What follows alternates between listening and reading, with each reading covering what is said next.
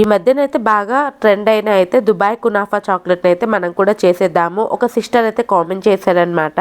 అయితే ఈరోజు అయితే ఇంకా చేసేస్తాను. ముందుగా అయితే సేమియా సన్న సేమియా ఉంటుంది కదా, దాన్ని అయితే స్మాష్ చేసి పక్కన పెట్టుకోవాలి. ఆ తర్వాత పిస్తాని కూడా మిక్సీ చేసి పక్కన పెట్టుకోవాలి.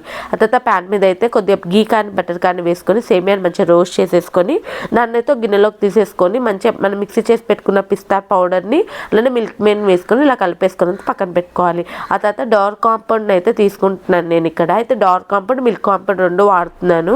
డార్క్ కాంపౌండ్ ఏంటంటే టూ పోర్షన్స్ తీసుకుంటే, మిల్క్ కాంపౌండ్ ఏంటంటే 1 పోర్షన్ అయితే తీసుకుంటున్నాను. ఇలా మంచిగా అయితే తీసేసుకొని దాన్ని అయితే డబుల్ బాయిల్డ్ మెథడ్లో చేసుకోవాలి. ఇక్కడ డెకరేషన్ కోసం అయితే నేనైతే మిల్కీ బార్ చాక్లెట్ని అయితే ఇలా మెల్ట్ చేసేసుకొని మౌల్డ్లోకి అయితే ఇలా పెట్టేస్తున్నాను అనమాట. ఆ తర్వాత అయితే డబుల్ బాయిల్డ్ మెథడ్లో అయితే ఇలా మంచిగా అయితే డార్క్ చాక్లెట్ని అయితే ఇలా మెల్ట్ చేసుకొని 1 లేయర్ వేసుకొని డీప్ ఫ్రిడ్జ్లో అయితే ఒక 10 మినిట్స్ ఉంచుకుంటే అయిపోతుంది.